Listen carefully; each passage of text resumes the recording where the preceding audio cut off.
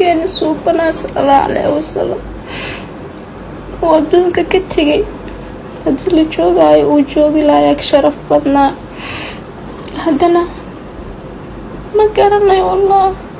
sameeyo ma garanayo qolab jiraan noloshayda dhan oohin aad iyo aad ayay u calool xumaysan tahay daawade waa gabadha lagu magacaabo Samsam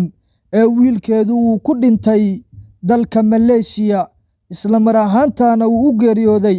cudurka lagu magacaabo kansarka ama loogu yeero kansarka iyada ayaa haatan qol isku soo xirtay oohin ayay afka furatay dhammaan Soomaali weyn oo idil ayayna waxay ku leedahay geeridu waa xaq oo waxa u dhintay oo adduunkan ku waari waayay rasuulkeena nabadgelyo iyo naxariis korkiisa ha ahaatee haddaba daawadayaal gabadhan oo qol isku soo xirtay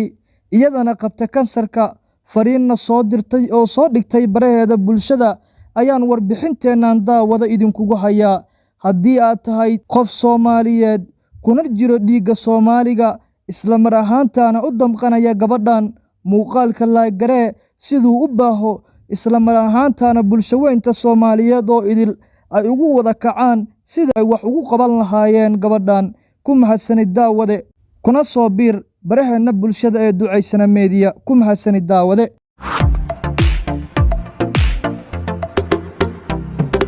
kulanti habboon saaxiibayaal meel kastoo aad dunida daafeeda ka joogtaan ku soo dhawaada channelkeena Ducaysana Media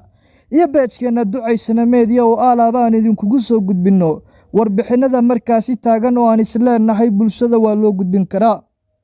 waxa qol isku soo xiray isla mar ahaantaana oo in furtay daawadayaal gabadha lagu magacaabo Samsam wiilkeedana uga geeriyooday dalka Malaysia ayadana haatan cudurka kansarka ku qabta dalka Malaysia kuna sugan halkaasi ayaa waxay tiri geeridu waa xaq waxa ay ka hadlaysaa waxyaabo naxdin leh qiiro leh qof kasta oo muwaadin Soomaaliyeedna qalbigiisa taabanaya ila daawada muuqaalkan oo la sheergaray saaxiibadaada haddii aad adiga u awoodin wax inaad u qabato muuqaalka la garee oo si baahi wallahi ma aqaan waxaan sameeyo wax walba aanu og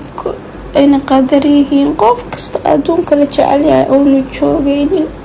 qof walba adduunka ka tagayo nabigeena suubana sallallahu alayhi wasallam wadunka ka tagay haddii la joogayo uu joogi lahayaa sharaf badnaa haddana ma garanayo wallah sameeyo ma garanayo qolab jiraan noloshayda dhan oohin